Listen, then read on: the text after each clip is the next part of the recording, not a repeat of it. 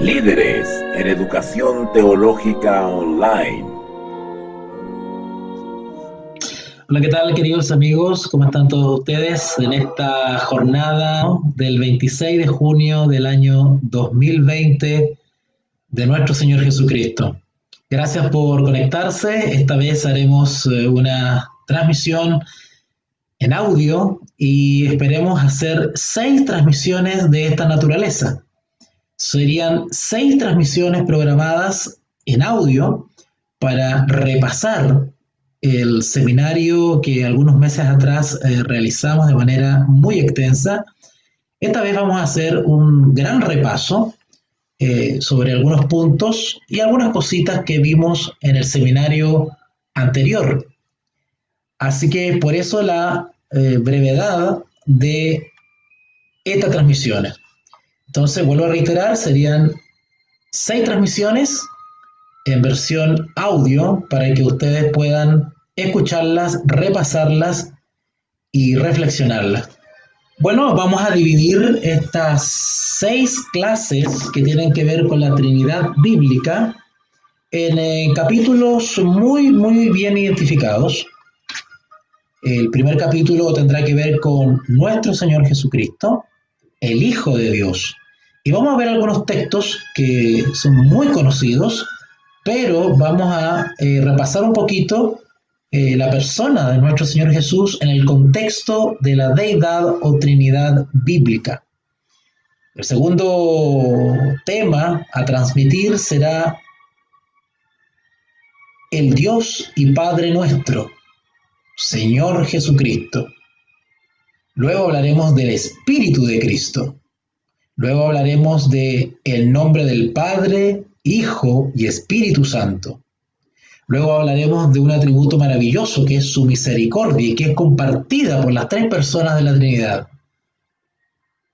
Y luego, para finalizar, veremos textos bíblicos hermosos que nos darán cuenta de que nuestro Dios, de naturaleza trina, es el Dios verdadero, que está por sobre todo Dios y sobre todo otra deidad que pretenda igualarse o compararse con nuestro gran Dios creador de los cielos y de la tierra. Vamos a orar para iniciar la reflexión, la lectura y el repaso. Así que vamos a dar lectura a algunos apuntes que yo tengo acá ya preparados, que son apuntes que tengo desde el seminario pasado. Me parece que podríamos ocuparlo ahora. Amén de que ocupemos y vamos a la lectura directa de la palabra de Dios. ¿Okay? Como dije en la introducción, vamos a dividir y subdividir este repaso bíblico respecto a la Trinidad bíblica con una introducción respecto a nuestro Señor Jesús. No voy a abordar ampliamente en algunos conceptos y significados que he explicado latamente, no solamente en el seminario sobre la hermosa doctrina de la Trinidad bíblica, sino que también en las transmisiones sobre la doctrina del Espíritu Santo. Ustedes, la mayoría de los que veo por acá que están escuchando, han estado presentes en esas transmisiones y ya conocen, ¿verdad?, la explicación, han conocido y aprendido a qué nos referimos con tal o cual concepto. Por lo tanto, no es necesario, estimo, no es necesario repetir, ¿verdad?, esos conceptos y esas explicaciones. Por lo tanto, lo que vamos a hacer ahora es un repaso que no va a estar exento, por supuesto, de comentarios, de profundización, pero no va a contar con la extensión del seminario pasado. ¿Okay? Así que el tema de hoy tiene que ver con nuestro Señor Jesucristo, pero como Hijo de Dios. Y no siquiera es como Hijo de Dios, sino que es el Hijo de Dios. ¿Ok? Así que arrancamos con esta lectura y esta reflexión con aquel que nosotros identificamos como la segunda persona de la Trinidad. Siglo antes de que Jesús naciera en Belén, el profeta Isaías predijo el nacimiento del Salvador de una manera súper notoria. ¿Recuerdan ustedes el texto de Isaías capítulo 9? A ver, vamos para allá. Vamos a Isaías capítulo 9, versículo 6. Estos son uno de muchos versículos que se identifican o se denominan como los textos mesiánicos. ¿Okay? El Antiguo Testamento o el Primer Testamento o el Viejo Testamento está lleno de referencias a nuestro Señor Jesús, al Hijo de Dios, al unigénito, al engendrado desde la eternidad sin fin. Y esos textos, vuelvo a repetir, se identifican o los identificamos como los textos mesiánicos. ¿Por qué? Porque son textos efectivamente donde se anuncia, se avisora, se menciona al Mesías, ¿ok? Al Mesías por venir. Y estos textos mesiánicos son maravillosos porque efectivamente nos demuestran la naturaleza de nuestro Señor Jesús. La misma Biblia nos da cuenta o identifica a nuestro Señor Jesús como Dios mismo. Eso es maravilloso, porque tanto el Antiguo como el Nuevo Testamento resaltan y exaltan la divinidad de Jesús. Bueno, cuando hablamos del Antiguo Testamento, hablamos del Mesías, ¿verdad? Pero cuando estamos ya en terreno moderno, en el Nuevo Testamento, hablamos de, claramente, Jesús o Jesús el Cristo, Jesús el ungido, ¿ok? El Mesías. Así que este texto mesiánico de Isaías capítulo 9, versículo 6, es súper esclarecedor. Y lo único que viene a hacer este texto es confirmar la identidad divina o la deidad de nuestro Señor Jesucristo, que no es menos que el Padre ni más que el Padre, sino que son coiguales, ¿ok? Son iguales. Dice así, Isaías capítulo 9, versículo 6. Porque un niño nos es nacido, hijo nos es dado, y el principado sobre su hombro, y se llamará su nombre. A propósito de las clases anteriores sobre la doctrina del Espíritu Santo, donde bíblicamente identificamos los nombres que se les atribuyen al Espíritu Santo, pues también la Escritura nos enseña una variedad de nombres que se le da a Jesús. En este caso, en el contexto de Isaías, al Mesías. Y de igual manera como a la persona del Espíritu Santo se le identifica con ciertos nombres o calificativos que denotan ciertas cualidades o atributos, de igual manera a nuestro Señor Jesús también cada nombre que se le asigna bíblicamente denota por supuesto su identidad, denota su deidad o divinidad, denotan atributos o cualidades de la persona del Mesías, en este caso, o de la persona del Señor Jesús. Y la misma regla es aplicable para el Padre o Jehová, nuestro gran Dios y Señor Todopoderoso, Padre de nuestro Señor Jesucristo. Vuelvo a leer el texto, Isaías 9:6.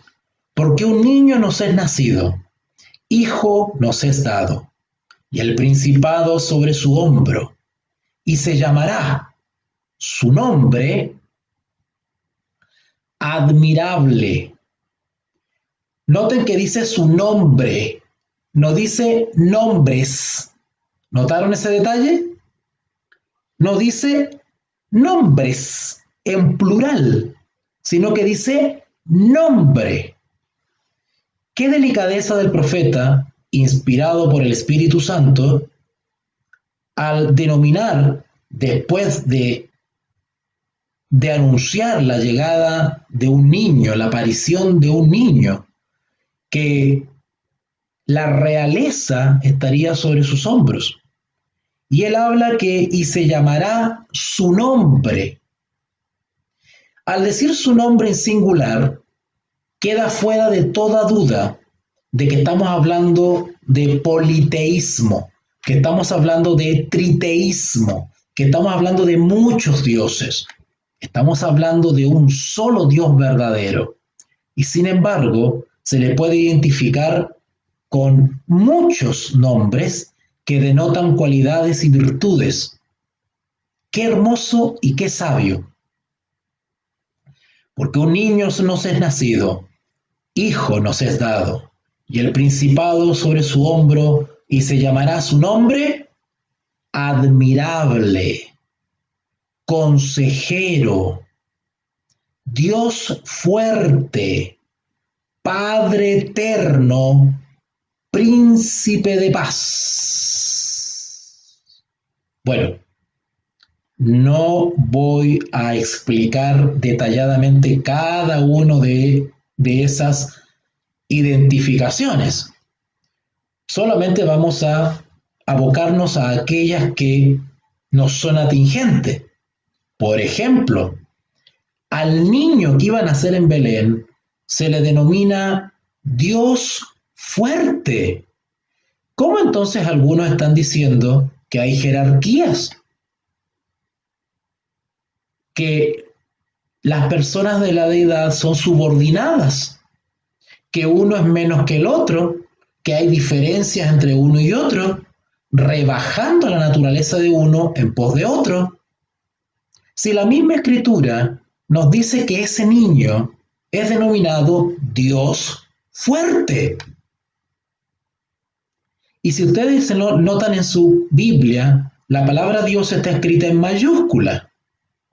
Dios fuerte. Y Dios fuerte es un nombre que también se le aplica al Padre. Coma, Padre eterno.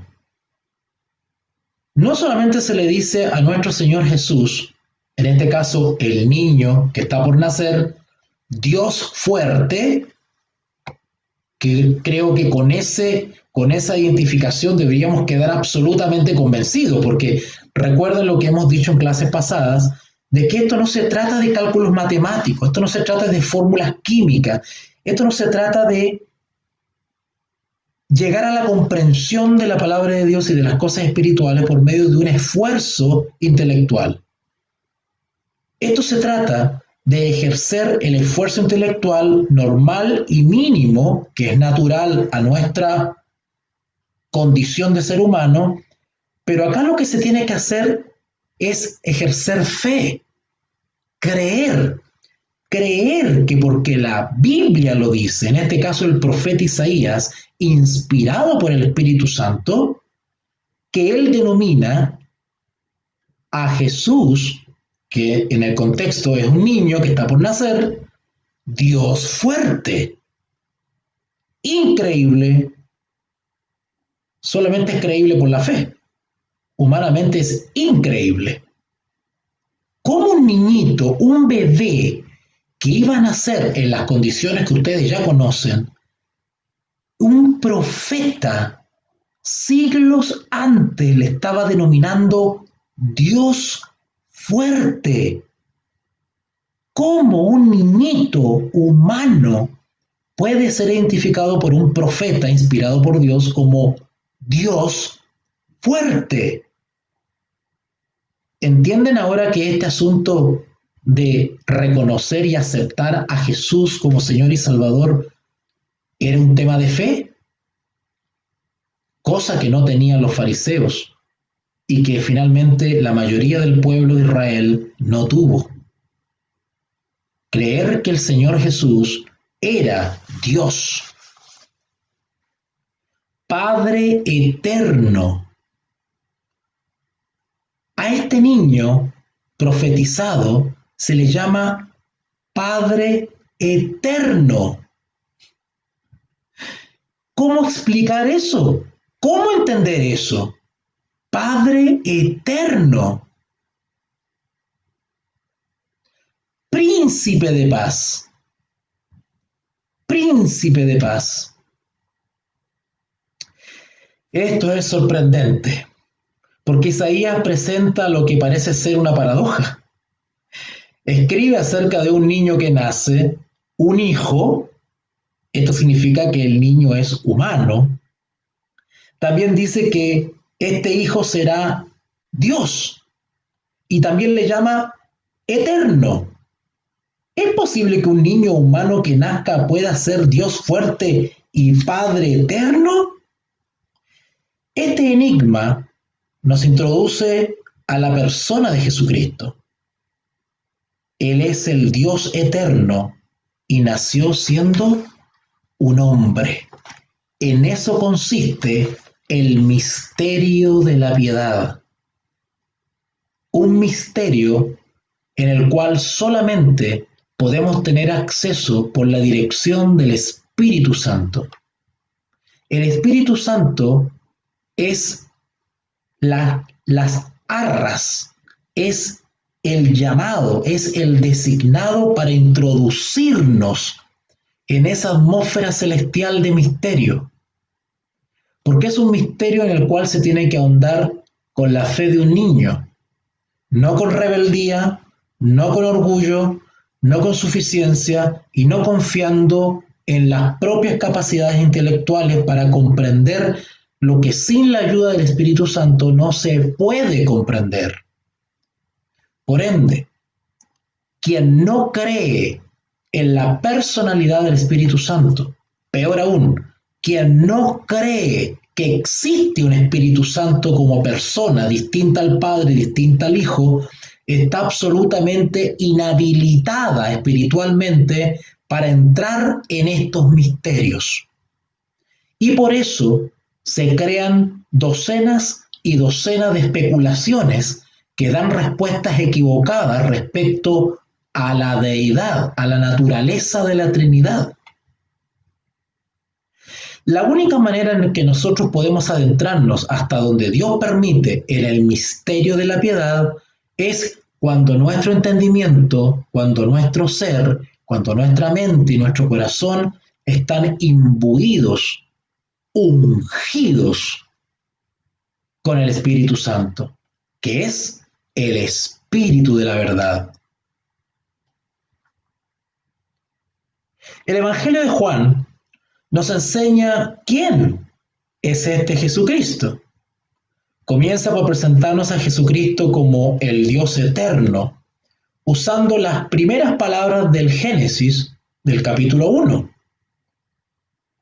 En el prefacio del libro de Juan nos dice quién estaba allí, porque el apóstol Juan, en sus primeros versículos del capítulo 1, se remite a Génesis capítulo 1.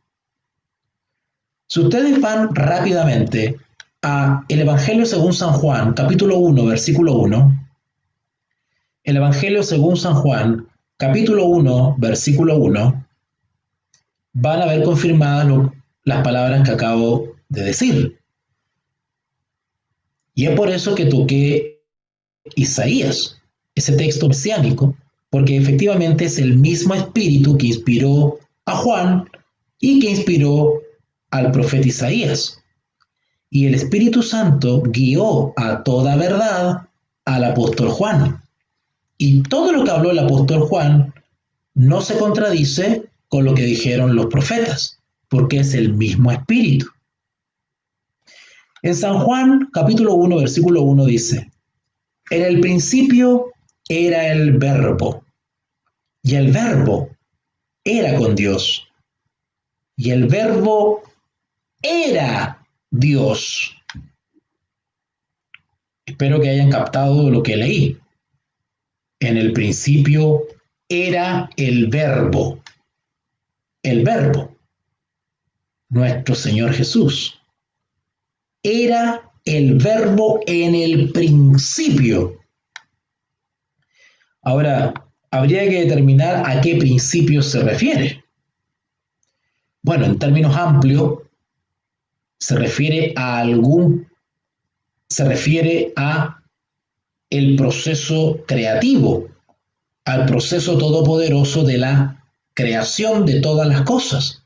En el principio, es como decir, desde que se empezó a registrar, desde que hay antecedentes, es el Verbo. ¿Ok? Ahora, nosotros también sabemos que el Señor Jesús no es que exista desde que comenzó la creación, ¿ok? Sino que el Señor Jesús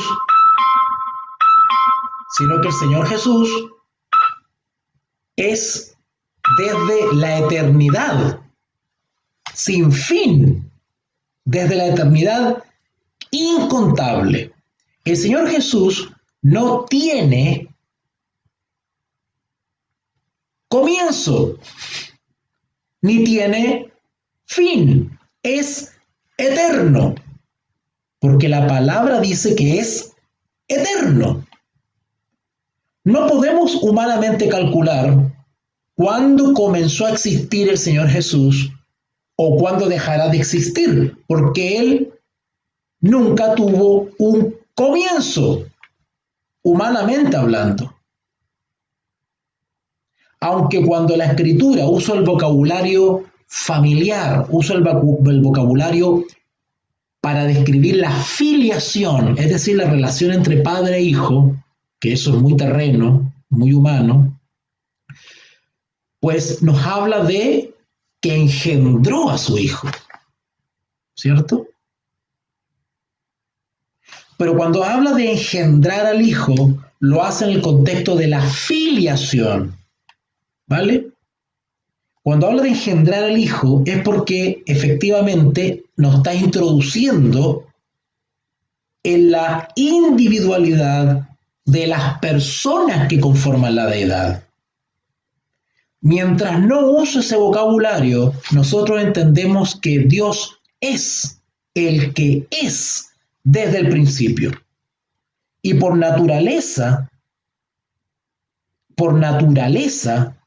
es plural, es trino.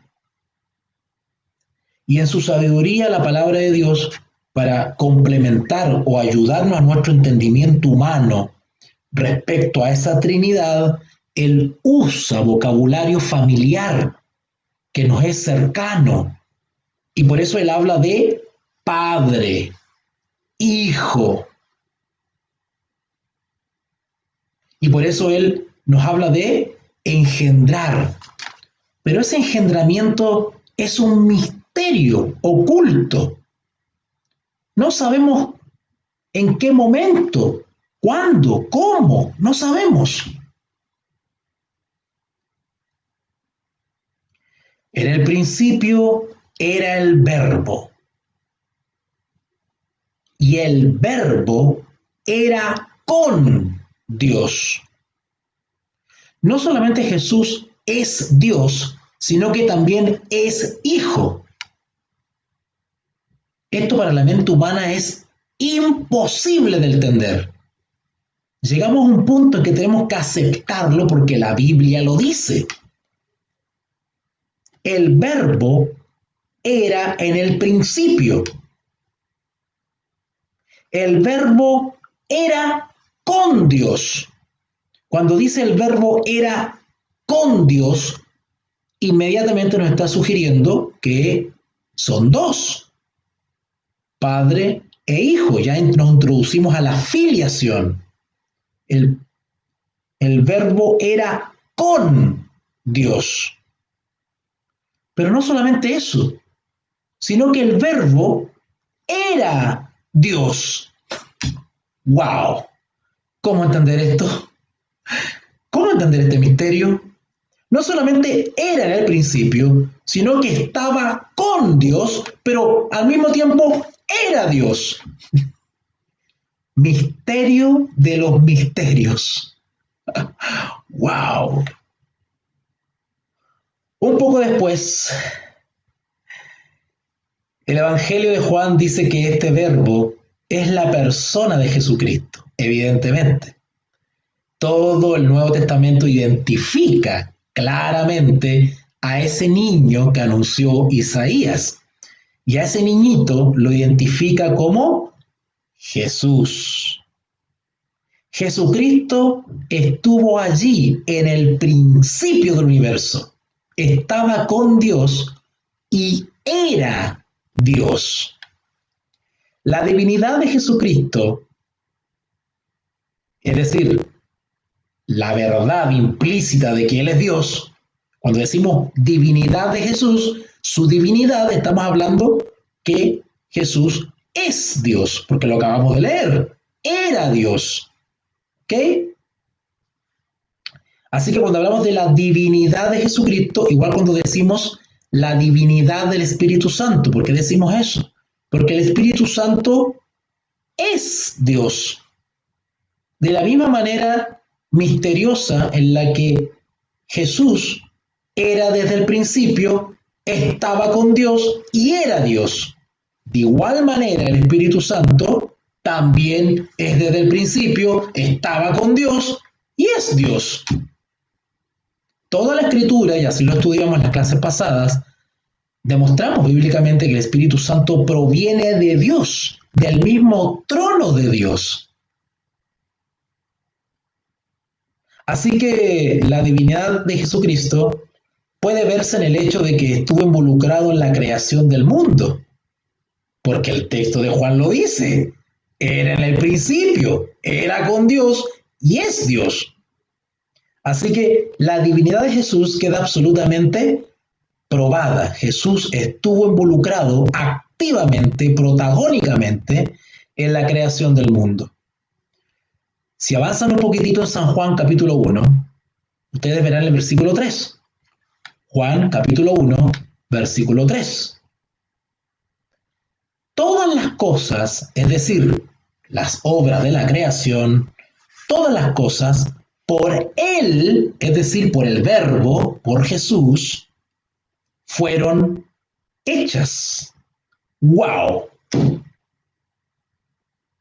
Jesús fue creador, igual que el Padre e igual que el Espíritu Santo, que se movía sobre la faz del abismo. Los tres grandes poderes del cielo fueron quienes crearon este mundo.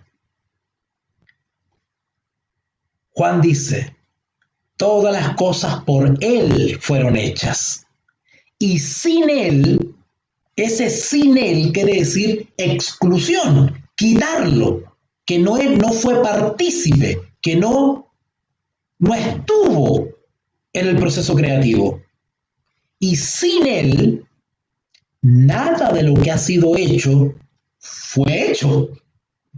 O sea, el texto nos da cabida a duda de que no cabe la posibilidad de que Jesús no estuviese como creador, juntamente con el Padre y juntamente con el Espíritu Santo. ¿Ok? Así que esto excluye la idea, sustentada por algunos, de que Jesús fue la primera criatura de Dios y que ayudó a Dios en la creación de todo lo demás. Hay algunas corrientes interpretativas heréticas que dicen que el Señor Jesús no fue el Dios creador, no era el Verbo que era Dios y que sin Él nada de lo que ha sido hecho fue hecho, sino que hay algunos que dicen que Jesús es un ser creado, así como que se creó los árboles, se crearon los animales, se creó el sol y las lumbreras, también fue creado Jesús, rebajándolo. Y eso es una idea que va absolutamente en contra de las afirmaciones más elocuentes de la palabra de Dios, en este caso el apóstol Juan. ¿Okay? En Éxodo capítulo 20, Éxodo capítulo 20, versículo 11. Si ustedes van para allá, y a propósito de lo que dice el apóstol Juan, ahí en San Juan capítulo 1, no lo leímos, pero ustedes pueden repasarlo, donde dice que sin él nada de lo que ha sido hecho fue hecho. Esa es una frase impresionante eso, impresionante. Así que en Éxodo 20, versículo 11, se nos habla de que en 6 días Dios el Señor hizo los cielos y la tierra, el mar y todas las cosas que en ellos hay. Éxodo 20:11. También así Juan enseña que todas las cosas fueron hechas a través de Jesucristo, quien es Dios el Señor. La evidencia de la divinidad de Jesús también es declarada en otros pasajes de la Biblia. Por ejemplo, en el libro de Colosenses nos enteramos de que en él, y si van para allá, Colosenses capítulo 1, versículos 16 y 17. Colosenses capítulo 1, versículos 16 y 17. En él, es decir, en Jesús, fueron creadas todas las cosas. En él, ¿notaron la expresión? En él fueron creadas todas las cosas, las que hay en los cielos y las que hay en la tierra, visibles e invisibles, sean tronos, sean dominios, sean principados, sean potestades. Que voy a detenerme acá un poquitito. El texto de Colosenses, que también hemos estudiado por este medio, hicimos un seminario completo sobre Colosenses. Y este texto lo repasamos, ¿se acuerdan cuando vimos sean tronos, sean dominios, sean principados? ¿A qué se estaba refiriendo? Evidentemente, cuando dice sean tronos, sean dominios, sean principados, visibles, invisibles, se está refiriendo a las criaturas que Dios creó. En otras palabras, a todo lo que Jesús creó. Jesús no es un ser creado como los ángeles o como el ser humano, porque Jesús es Dios. Es Él el que crea. No es un ser creado, es Él el creador, el Dios eterno. Y lo hemos comprobado con un par de versículos bíblicos que nos debería bastar para creerlo. ¿Cómo entonces algunos quieren rebajar a Jesús? Acá dice que en Él, dice Colosenses capítulo 1, versículos 16 y 17, en Él fueron creadas todas las cosas, visibles, es decir, todo lo tangible, las cosas, las tierras, las montañas, los árboles, los mares, los seres humanos, visibles e invisibles, los seres celestiales, los ángeles, sean tronos, sean dominios, sean principados, sean potestades, todo fue creado por medio de Él y para Él. Increíble. Por medio de Él, por su mano, por su palabra, por el logos, la palabra. Jesús dijo y fue creado.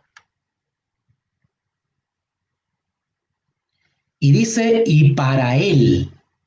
¿Por qué dice para Él? ¿En qué sentido para Él? Para su gloria, para su honra y para su gloria. Todo lo creado visible e invisible, Dios tuvo el propósito de que dieran gloria a Dios, tanto ángeles como seres humanos. Y la misma creación diesen gloria a Dios. Los cielos cuentan tu gloria. Lamentablemente el plan se echó a perder, ¿verdad? Ustedes conocen la historia. Cuando Dios creó el universo, Su agente que realizó el milagro fue Jesucristo, la persona divina, a quien Romanos 9:5 se refiere como Dios sobre todo. ¡Wow! Vamos a leer textualmente Romanos capítulo 9. Vamos a Romanos capítulo 9. Y eso que estoy haciendo un resumen. Esto debería dejar calladito a cualquier hereje y pagano que osa blasfemar contra el Espíritu Santo e insultar a nuestro Señor Jesús. Y debe de pesar un gran temor sobre quién está haciendo eso, porque eso es un pecado imperdonable, el atentar contra el Espíritu Santo. Y es una ofensa muy grave. Cuestionar la deidad, la divinidad de nuestro Señor Jesús. Cuando digo divinidad o deidad, me estoy refiriendo a la calidad de Dios, al estatus de Dios, por decirlo así. ¿Se dan cuenta que estoy buscando una palabra humana y aún así quedo corto? El estatus o la calidad de Dios. Cuando digo divinidad o deidad, por eso que yo hablo o deberíamos hablar todos de la deidad del Espíritu Santo. ¿Por qué? Porque creemos que el Espíritu Santo también es Dios. Por eso hablamos de la deidad del Espíritu Santo. ¿Ok? Que es la tercera persona de la deidad. ¿No es cierto? Ok. Bueno, en Romanos capítulo 9, versículo 5, Romanos capítulo 9, versículo 5, dice, de quienes son los patriarcas y de los cuales según la carne, dice según la carne, está hablando de cuerpo humano, ¿ok? Según la carne, vino Cristo, el cual es Dios sobre todas las cosas, bendito por los siglos. Amén. El cual es Dios sobre todas las cosas. ¿No le parece familiar ese texto a lo que leímos en San Juan 1:1? O más exacto, San Juan 1:3. Todas las cosas por Él fueron hechas y sin Él nada de lo que ha sido hecho fue hecho. O el texto que leímos en Colosenses 1:16. En Él fueron creadas todas las cosas. Increíble. Y el apóstol Juan en Romanos le llama Dios sobre todo. A Jesús, dice que el mismo texto de Romanos 9:5 le dice que vino en carne. En carne. No porque Dios se haya hecho carne y haya vivido entre nosotros adoptando nuestra naturaleza, dejó de ser Dios. Porque el apóstol Pablo reconoce a Jesús en la carne como Dios sobre todo. Sin embargo, algunos confundidos citan textos de la palabra de Dios donde se describe a nuestro Señor Jesús, ¿verdad?, en su naturaleza humana, viviendo entre nosotros, y esos textos los utilizan como justificativo para despojar de la deidad a Jesús. No. Evidentemente nosotros entendemos que si Dios vino y se hizo carne y habitó entre nosotros, evidentemente que el mismo texto bíblico nos enseña, los mismos textos bíblicos nos enseñan que Jesús se despojó voluntariamente, dejó voluntariamente y por amor la gloria que tenía con el Padre desde el principio del mundo. Pero no pierde la calidad de Dios, no deja de ser Dios, porque el mismo Espíritu Santo, inspirando en la carta a los Romanos, le llama Dios sobre todo. De hecho, el objetivo de Jesús en su ministerio era simplemente convencer al mundo de que Él era el Hijo de Dios. ¿Recuerdan ese texto cuando se enfrentó a Tomás? Señor, muéstranos al Padre y nos basta. Y Jesús lo queda mirando a Tomás y le dice, tanto tiempo estoy con vosotros y no me reconocéis, no me habéis visto. El que me ve a mí, ve al Padre. Y el Padre y yo, uno somos. Sin embargo, algunos creen que porque Dios asumió una naturaleza humana, dejó de ser Dios o perdió su divinidad. ¡Qué groseros! El apóstol Juan continúa su historia introductoria del Verbo, que era Dios y que era con Dios, en el versículo 14. San Juan capítulo 1, versículo 14. San Juan capítulo 1, versículo 14. Y aquel Verbo fue hecho carne. Ahí estamos hablando de la encarnación. Y habitó entre nosotros. O sea, el ministerio terrenal público de Jesús. Esto se refiere al momento cuando Él, es decir, el Dios fuerte del que habla Isaías, nos nació en esta tierra. La persona divina y eterna de Jesucristo añadió a sí mismo nuestra naturaleza humana, o en otras palabras, asumió voluntariamente nuestra naturaleza, ¿ok? Nuestra naturaleza caída, con tendencia al mal, ¿ok? Y lo hizo con el propósito de probarnos o dar ejemplo de que nuestra naturaleza caída, nuestra tendencia al mal, no es excusa, no es motivo, no es justificativo para decir yo no puedo dejar de pecar, yo no puedo ser perfecto. Para eso vino el Hijo del Hombre, en nuestra misma carne, para demostrar que por la fe en sus padres, el ser humano puede vivir en esta tierra sin caída, en completa obediencia. El libro de Hebreos también nos enseña acerca de la humanidad plena de Jesús, ¿vale? Acá vamos a ver algunos textos que hablan de la divinidad de Jesús, pero hay textos que también nos hablan de la plena humanidad de Jesucristo. Por ejemplo, en Hebreos capítulo 4, versículo 15. Hebreos capítulo 4, versículo 15. Nos dice, porque no tenemos un sumo sacerdote que no pueda compadecerse de nuestras debilidades. En otras palabras, está diciendo, no tenemos un sumo sacerdote que no tiene una idea de lo que nosotros tenemos que pasar. No, este sumo sacerdote es especial porque él experimentó lo que nosotros vivimos y por lo tanto sabe lo que nosotros vivimos. No es un sumo sacerdote ignorante de la experiencia humana. No, él mismo lo vivió.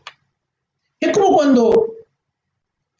cuando el jefe de una gran empresa que goza de todas las comodidades y todos los lujos y no pasa ninguna necesidad, de repente un día tiene la ocurrencia de bajar hasta donde están sus empleados, se viste con la ropa de sus empleados y hace el mismo trabajo, cumpliendo el mismo horario y pasando las mismas necesidades durante una semana. Luego vuelve a su cargo elevado de dueño de la empresa y ya su visión de las cosas es distinta. Porque él sabe lo que es estar ahí cumpliendo un horario. Él sabe lo que es estar ahí tomando la movilización, esforzándose y trabajándose. Porque no tenemos un sumo sacerdote que no pueda compadecerse de nuestras debilidades, sino uno que fue tentado. Oh, eso sí lo sabemos, Jesús fue tentado, y no solamente fue tentado al iniciar su ministerio, ustedes recuerdan eso en el desierto, sino que toda su vida fue tentado. ¿Ok? Porque no tenemos un sumo sacerdote que no pueda compadecerse de nuestras debilidades, sino uno que fue tentado en todo según nuestra semejanza, pero, ¿dónde está la diferencia? Sin pecado. No se dio a la debilidad, no se dio a la tendencia natural del ser humano. Normalmente no pensamos que Dios sea tentado. No obstante, enseña que cuando el Verbo se hizo carne, se igualó a nosotros en nuestra vulnerabilidad y debilidad. Experimentó de primera mano cómo se siente el hambre, la sed, la soledad, la tentación. Aún así, a pesar de sus debilidades, nunca pecó cediendo a la tentación. Permaneció siendo totalmente humano y totalmente obediente a la Escritura. Jesús es el único ser humano que se ha mantenido perfecto. Jesús es el perfecto, es el santo y nos dejó ejemplo para que sigamos sus pisadas. Por eso que nosotros nos identificamos como los de la fe de Jesús. ¿No se acuerdan de eso? ¿Saben ustedes por qué nosotros nos identificamos con los de la fe de Jesús? Porque se supone que nosotros estamos obteniendo las mismas victorias que obtuvo Jesús por la fe en su nombre. Y ninguno tiene moral para identificarse con los de la fe de Jesús si no estamos caminando como Jesús. ¿Cómo? En victoria, en obediencia.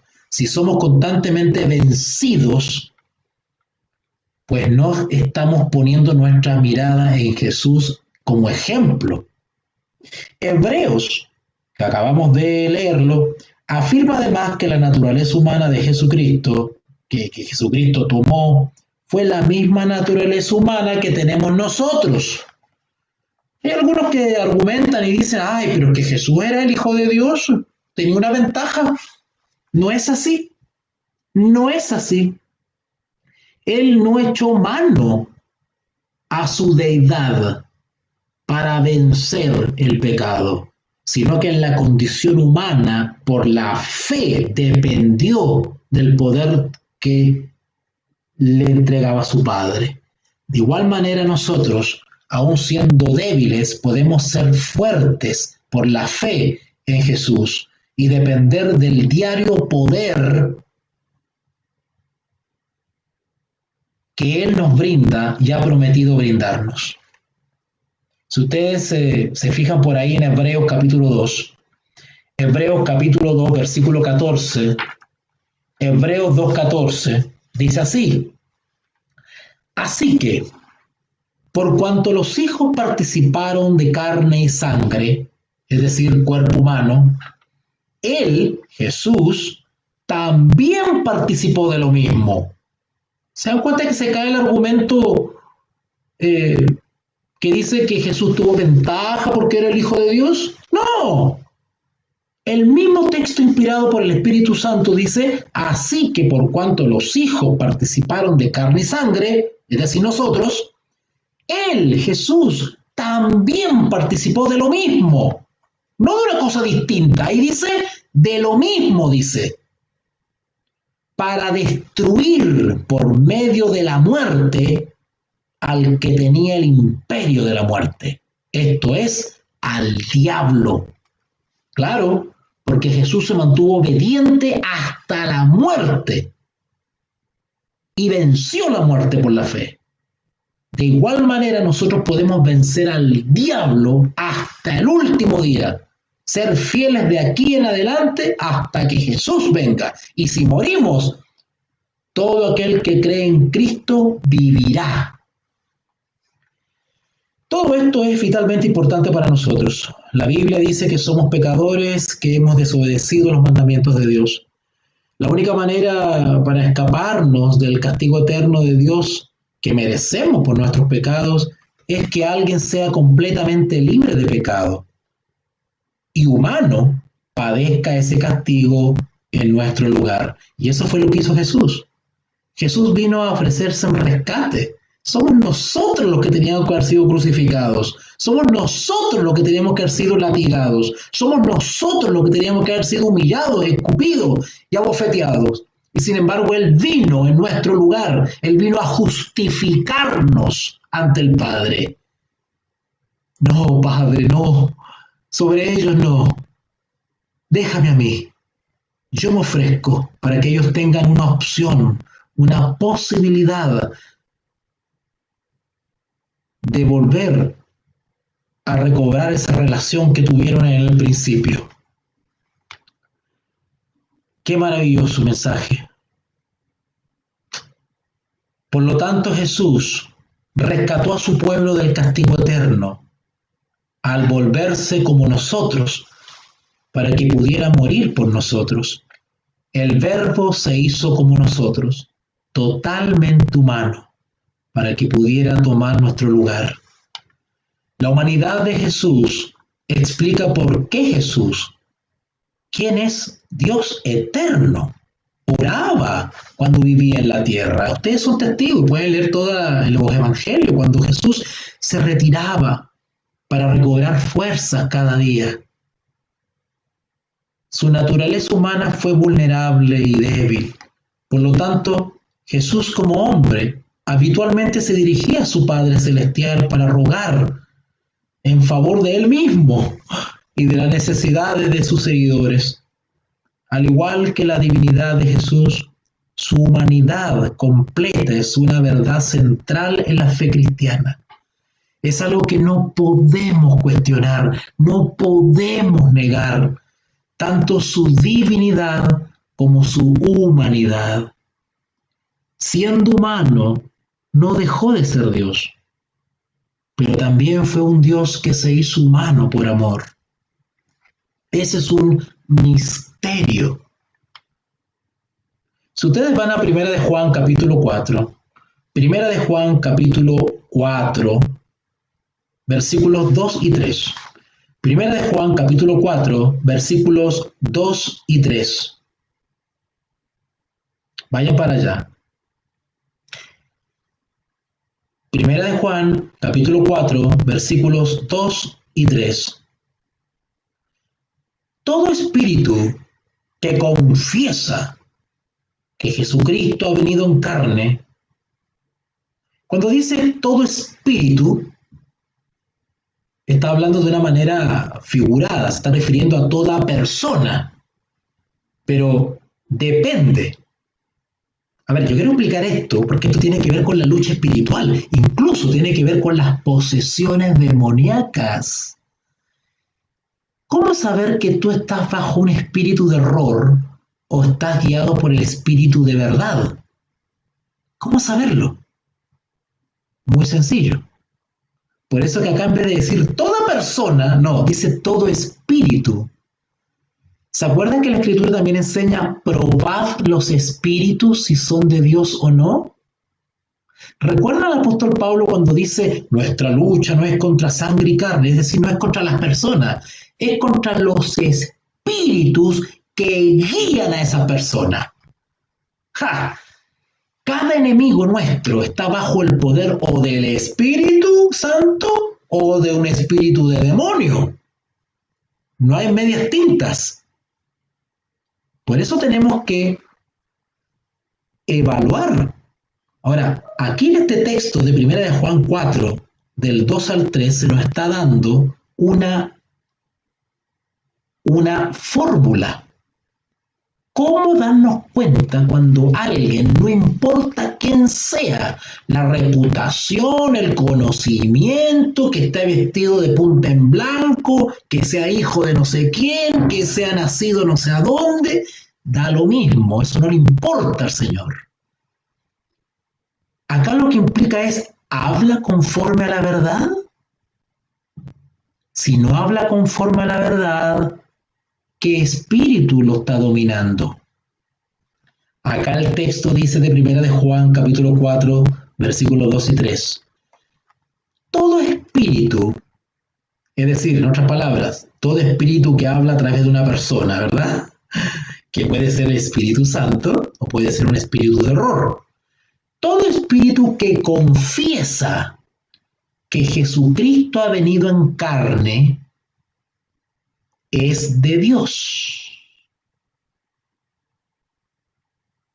¿Notaron? El espíritu que es de Dios, o sea, el Espíritu Santo que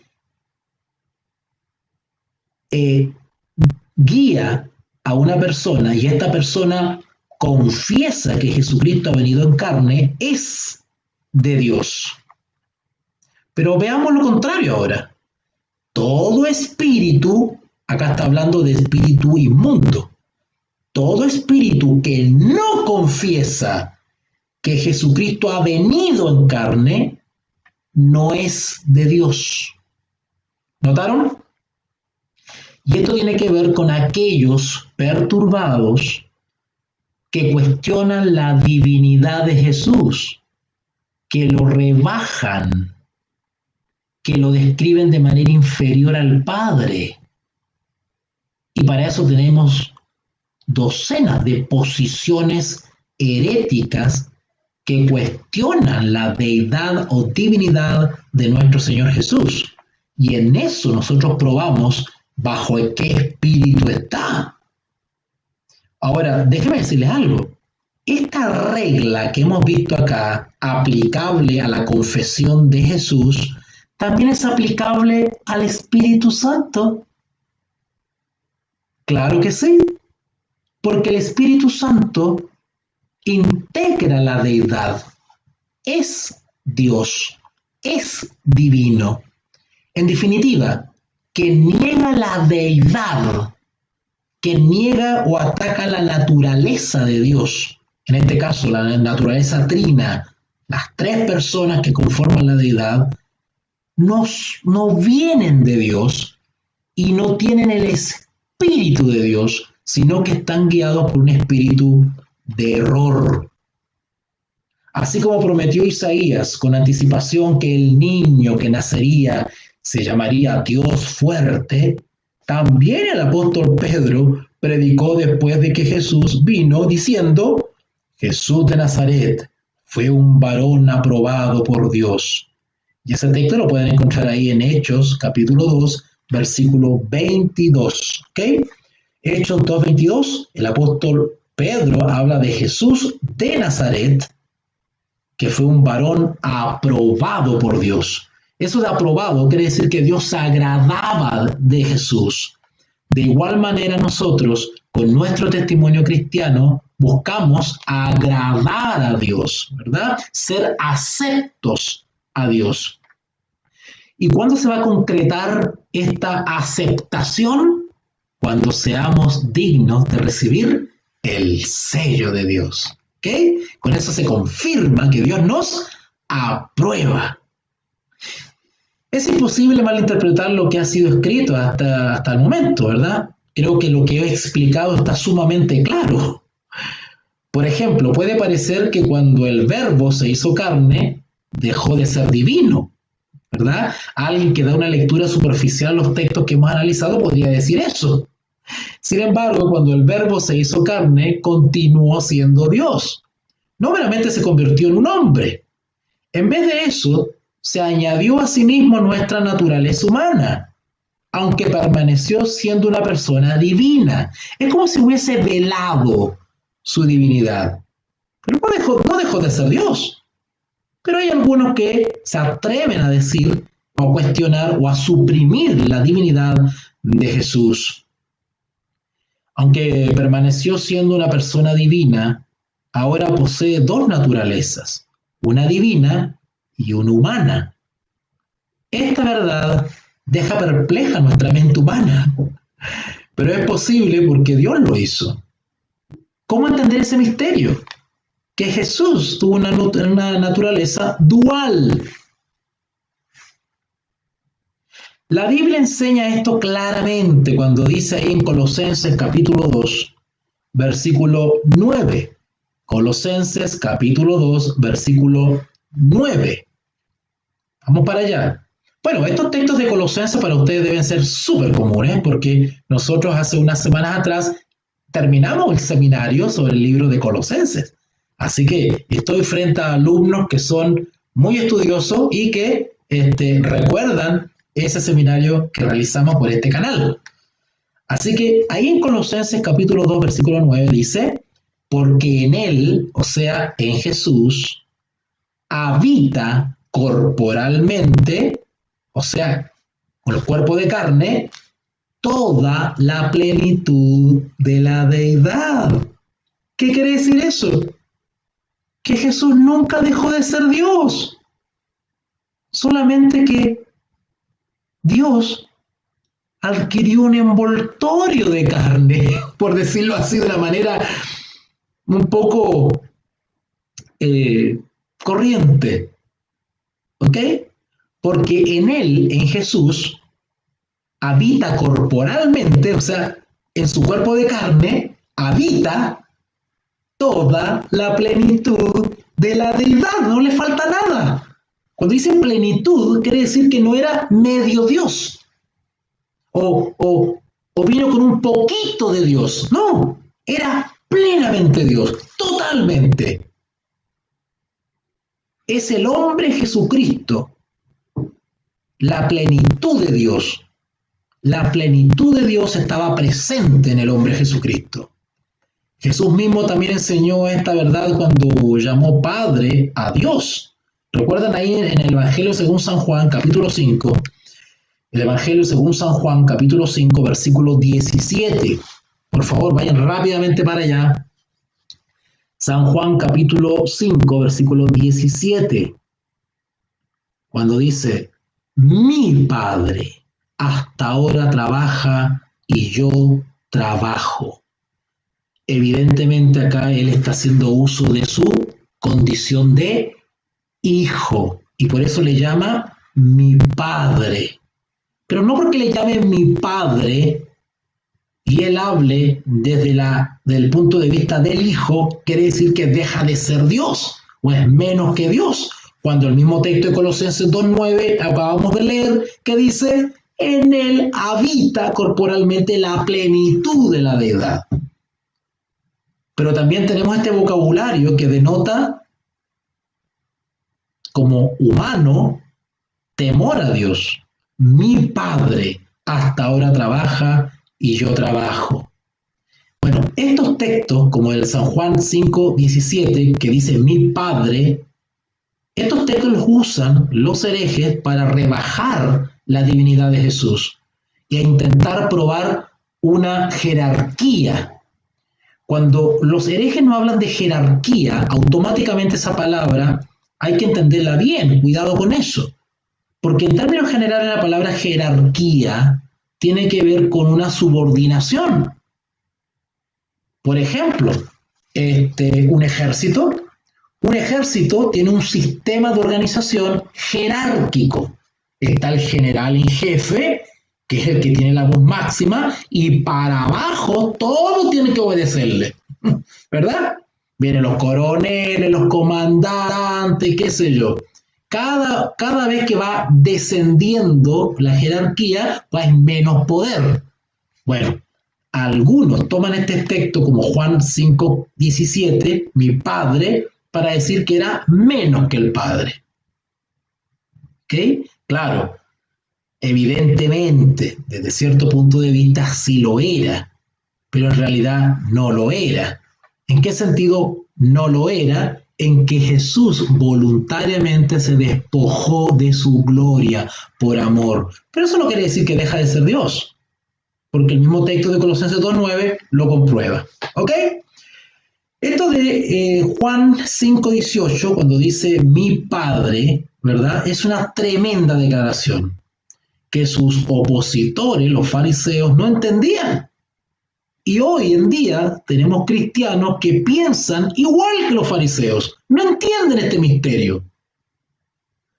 Los opositores de Jesús se enfurecían cuando Jesús decía mi Padre, porque estaba diciendo algo que es verdad. Dios era su Padre, implicando que Él era igual a Dios.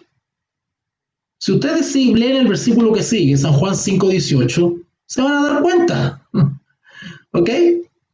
Esta fue una declaración que llevó a los líderes religiosos judíos a decidir que Jesús debía morir. No obstante, Jesús nunca les dijo que lo habían malentendido. Ellos entendieron adecuadamente su declaración. El Jesús humano era igual a Dios, porque él también era Dios.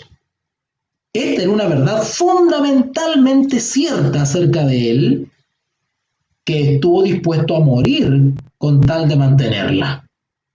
Como la Biblia enseña consistentemente, él era hombre y Dios. Esta verdad es importante conocerla cuando buscamos entender lo que ocurrió cuando Jesús murió en la cruz. Cuando Jesús murió, su muerte no fue un accidente, no fue una muerte por la edad avanzada. Su muerte en la cruz se debió a la maldición de la ley, que recaía sobre todo pecador, y que Jesús voluntariamente aceptó ser ofrenda y víctima de esa maldición. ¿Qué maldición? La muerte sobre el pecador. ¿Ok? Jesús murió en la cruz como hombre perfecto, muriendo en lugar de los hombres y mujeres pecadores, libre de pecado desde la concepción y el nacimiento. Fue capaz de morir por el pecado que ha estado presente en nosotros desde nuestra concepción y nacimiento. Pero también siendo Dios, fue capaz de soportar todo el castigo y fue capaz de morir por muchos. Siendo Dios, pudo hacer lo necesario para pagar todos nuestros pecados, como para lidiar con Dios por nosotros. Y siendo humano, estuvo lo suficientemente cerca de nosotros como para morir en nuestro lugar. El misterio de que Dios añadió a sí mismo nuestra naturaleza humana fue precisamente lo que necesitábamos para ser salvos de nuestros pecados. Él fue el Hijo de Dios que soportó el castigo de Dios y fue el hombre que pudo pagar por los pecados humanos. La Biblia nos dice que confiemos solo en Jesucristo para ser salvos de nuestros pecados. Debemos ir a Dios y decirle que somos pecadores, nos hemos rebelado en su contra, le hemos desobedecido y le hemos odiado. La Biblia también nos dice que vayamos a Cristo, creyendo que Él es todo lo que necesitamos para el perdón de nuestros pecados. Cuando creemos en Jesús, confiamos que Él murió por nosotros. La Biblia promete allá en San Juan 3:16, porque de tal manera amó Dios al mundo, que ha dado su Hijo unigénito, para que todo aquel que en Él cree no se pierda, mas tenga vida eterna. Para ser salvos de nuestros pecados necesitamos este milagro sorprendente por el cual nació el Dios eterno. Esta solución para nuestros pecados hace surgir algunas preguntas. Si Jesús es Dios, ¿quién es Dios? ¿Quién, de acuerdo con San Juan 3:16, dio a Jesús? ¿Su Hijo unigénito? Bueno, todas esas cositas las vamos a ir estudiando en los próximos capítulos que vamos a ir desarrollando por estas transmisiones. Es fundamental para poder entender en algo el misterio de la Trinidad, el conocer a cada una de las personas que conforman la deidad: Padre, Hijo y Espíritu Santo. Algo hemos estudiado ya del Espíritu Santo. Así que ahora vamos a tocar, y hemos tocado ya algo de la persona de Jesús. Iremos viendo más cositas y profundizando sobre la hermosa naturaleza de Dios, su naturaleza trina, las tres personas de la deidad que están esperando que nosotros vayamos a ella, dependamos de ella y la conozcamos. Oremos. Líderes en Educación Teológica Online.